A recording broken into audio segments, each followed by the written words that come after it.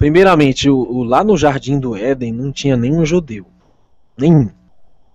Adão e Eva foram o primeiro casal da humanidade. E eles receberam o exemplo, o modelo divino de descanso do sétimo dia. Agora observe uma coisa. O sábado, em Marcos 2, o Salvador disse que ele não foi, o homem ele não foi criado por causa do sábado. Né? Mas o sábado foi sim estabelecido para o benefício da humanidade. Veja, o termo é homem, humanidade, o gênero humano, a raça humana como um todo. Agora, e quando nós, no que chamam nova dispensação, quando nós aceitamos o Salvador, nós automaticamente nos tornamos um Israel. Mas que Israel? O Israel espiritual. Deixa eu compartilhar o texto aqui com você. Olha que interessante.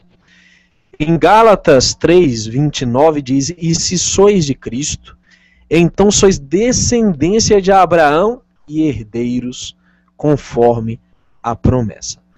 Vamos meditar um pouquinho nisso. Se eu sou do Messias, se eu fui batizado em nome do Messias, se eu recebo o Salvador na minha vida, então automaticamente a promessa me garante ser descendência de Abraão. O patriarca Abraão, que foi o grande progenitor, o grande, digamos assim, iniciador de toda uma linhagem hebraica, de todo um povo, né, que viria a trazer o Salvador, né? Ser progenitores do Salvador. Então observe, quando nós nos revestimos do Messias, nós nos tornamos Israel. Eu sou Israel, o termo Israel quer dizer vencedor, né? Ou seja, quando eu recebo essa vitória na minha vida, a vitória sobre o pecado, sobre a transgressão, sobre a desobediência aos mandamentos expressos do Criador, então nós somos vencedores. O Israel da Escritura. Tanto é que o apóstolo Paulo ele enfatiza por diversas vezes essa questão, né, do Israel espiritual, do povo que era constituído, é bem verdade, por judeus e gentios. Não podemos nos esquecer disso. Eles continuaram guardando os mandamentos, e até que Constantino bagunçou tudo. Mas eu queria demonstrar uma coisa interessante, já que todos aqui são cristãos ou messiânicos, que reconhecem o Messias, quem melhor do que o nosso Salvador, o nosso ungido, para ser o nosso exemplo? Então, se como Pedro diz na primeira carta, capítulo 2, verso 21 e 22 e 23 em diante, que ele nos deixou um exemplo para que sigamos os seus passos. Então veja bem, olha o que diz aqui em as Sagradas Escrituras. Deixa eu compartilhar com vocês rapidinho aqui.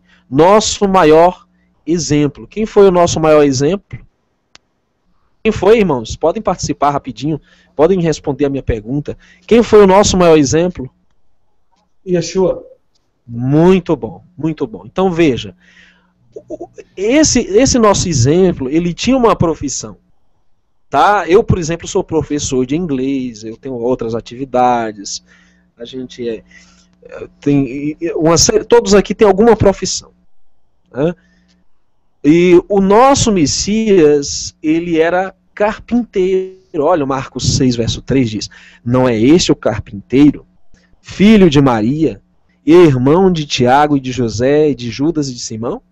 E não estão aqui conosco suas irmãs? E escandalizavam-se nele. Por que eu estou falando isso? Porque reconhecidamente o nosso Messias tinha como profissão, como ofício, a carpintaria.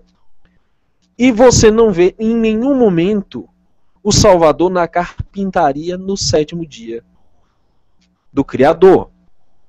Pelo contrário, em Lucas 4,16 diz que chegando a Nazaré, onde fora criado, entrou num dia de sábado, segundo o seu costume, na sinagoga e levantou-se para ler.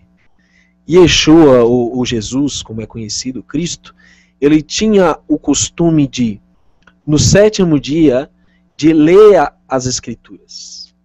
Ele tinha o costume de pregar. ele se envolvia em atividades de cunho espiritual.